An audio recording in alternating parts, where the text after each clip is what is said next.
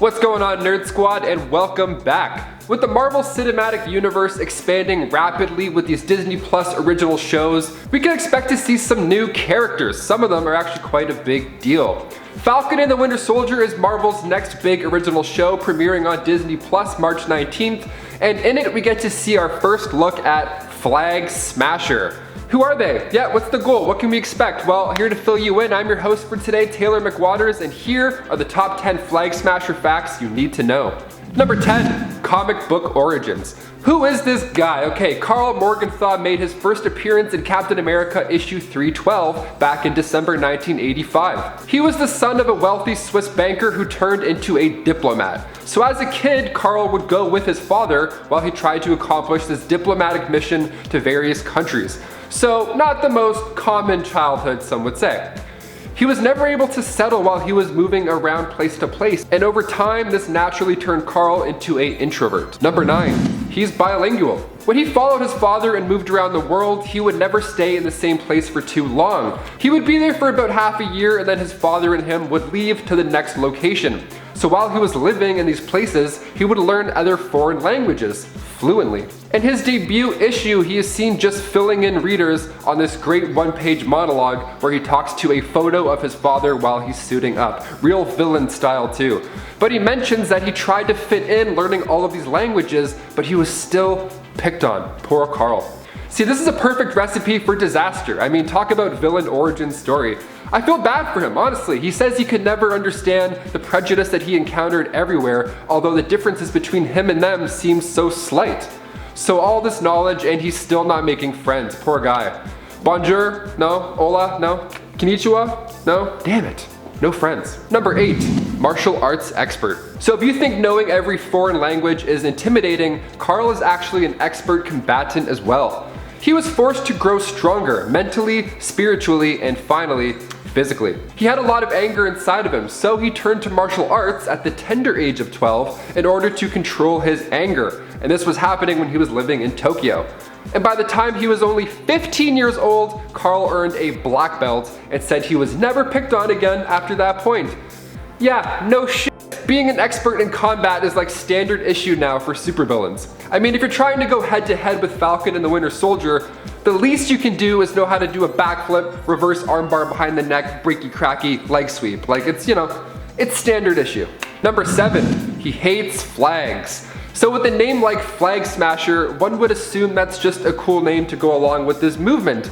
Well, yeah, and also no. See, Karl also hates flags, like actual flags. He's not a fan of flags. That's so funny. In the first issue that he was introduced in, he heads over to the Acme flag company to do some damage. So he's zipping around the city and he goes, aha, a suitable target if I ever saw one. And then he smashes through the windows. Already so much money in property damages. Windows are not cheap, and those are pretty big as well. And then he burns the place to the ground. And he's pumped too. He believes that after his first campaign in the war against nationalism, Americans will be afraid to fly their flags. Now every dude named Kyle who wears American flag swim shorts, you better watch your back. Yeah, Flag Smasher might come in and rip the netting out or something evil like that. Oh, it's the worst. It's the worst feeling. I hate nets, but then I also don't. I'm torn. So to bring in a villain like this guy, just a dude named Karl who likes to burn flags, that's not bad. I mean, we just had Thanos, so this should be pretty manageable, right? Right? Number 6, he believes in violence. It's kind of hard to hate flags and not hate Captain America. I mean, just look at the guy. Now, I know that the Captain America in the MCU is gone. He lived out his glory days, and now he is an old man. He likes saying no to people. So Flag Smasher hates all of the symbolic forces of freedom. So new Cap, old Cap, doesn't matter. He's not really a fan of the idea anyways. And this all goes back to a tragic incident involving his father. See, when Karl was 19 years old, he followed his father, who had become a delegate to the United Nations, to America, where Karl then enrolled in Columbia University. See, his goal was to major in political science and become a diplomat, just like his father. However, due to a riot that was taking place outside of the Latvian embassy, his father was trampled and unfortunately didn't survive. So Karl pretty much breaks at this point. He feels like his father was too passive about the way that he did things. This, plus his childhood, Karl believed that violence was now the new answer, at least from here on out. Number 5, his armor. In his first comic book appearance, Karl actually rolls up on a flying cart. It's pretty impressive. Now, I don't think they'll be using this in the Falcon and Winter Soldier, but you never know. Tech is pretty wild in the MCU. So after his dad's passing, he received a pretty nice inheritance, and he used it to become a supervillain, full on. He got support from these mysterious parties who would give him experimental weaponry. And then naturally, a super suit was created as well. So he gives us the rundown while he's suiting up. It's so supervillain-like. I mean, every time somebody says the word father while they're looking at a framed photo, that's just bad news. That's bad. Get out of there. So his armor is this highly resilient body armor, and his mask is equipped with these special lenses that protect him from blinding flashes of light. But his main weapon, which is actually pretty cool, is this spiked mace. And there's even a point in the comics where him and Cap have this tough guy moment with that mace. Karl is shocked that Captain America was able to catch this mace, and then for a whole minute, a real life minute, they were both pulling on this mace to see who gets control. That's so awkward. That's a full minute. That's like, I wonder who's gonna win. Got about 52 seconds left, so buckle up. One grip prevails, that grip of course being Captain America's. Number 4, Ultimatum. So after the Mace-Off face-off, Flag Smasher was deported from the country. I mean, of course, his goal was to spread the message that nationalism is an outmoded concept which tends to promote disunity among the family man. No, get out of here, we don't want that. So he interrupted Captain America while he was giving a speech, and he held hundreds of people hostage. Yeah, we don't want that smoke, so you're gone, that's it. So what's step 2 now for this new villain? Well, that step is ultimatum. Karl joined the organization Ultimatum, which is short for Underground Liberated Totally Integrated Mobile Army to Unite Mankind.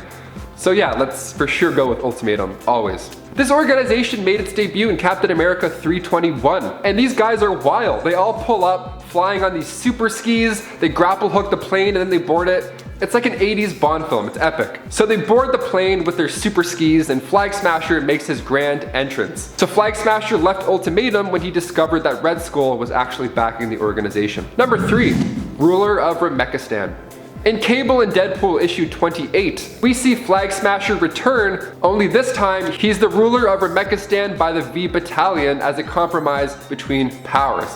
It was later revealed that Flag Smasher was assassinated by Domino, and Cable then stepped in to lead the nation. Now, I don't think we'll see this in the show by any means, but with Wade Wilson confirmed to be coming to the MCU, I mean, maybe their paths will cross further down the road. I mean, there's honestly not too many comics with Flag Smasher in them, so when it comes to source material, it's pretty slim pickings, so one can only hope. Number 2, Flag Smashers? In his first issue, Karl made his intentions pretty clear. He wanted to erase national boundaries and accept the essential unity of all mankind, making the world a better place. So we got a first look at some promotional material with Falcon and the Winter Soldier, and the design on one of the shirts has the Flag Smasher logo, only it says Flag Smashers, little S at the end there. As in more than one.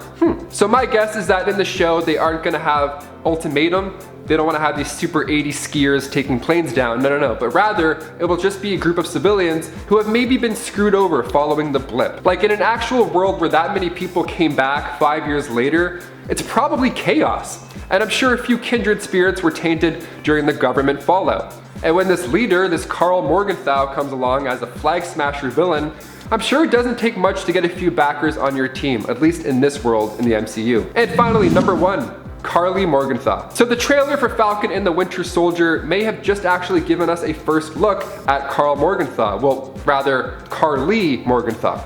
So fans have thought that Erin Kellyman would be playing a character named Songbird, but in the trailer, we see her put on a mask that has Flag Smasher's logo on it. So we're kind of thinking she'll be another Agatha Harkness of some sort, just working out her troubles on her own in her own life. Plus in the comics, Karl learns all these skills at such a young age, so maybe her dad disappeared in the blip and she's upset, or maybe her dad is actually backing up the new Captain America, US Agent John Walker, and she's just out to take down everybody who opposes her ideals. She was great in Solo: A Star Wars Story, honestly. Her performance as a villain was amazing. Imagine if near the end of the show she ends up being an actor the whole time. I'm still upset, okay? Give me another week and I'll get over Quicksilver. Fine, one more week. Well guys, there you have it. Falcon and the Winter Soldier premieres on Disney Plus March 19th. Who are you looking forward to seeing in live action? Honestly, I think we'll get another fake out. I think US Agent will be an ally by the end of the show, and Flag Smasher will be the true villain all along, perhaps working with Zemo. I'm pretty excited to see what happens. Let us know your thoughts in the comments down below. I've been your host, Taylor McWaters. This is Top 10 Nerd, and thanks for watching. We'll see you next time.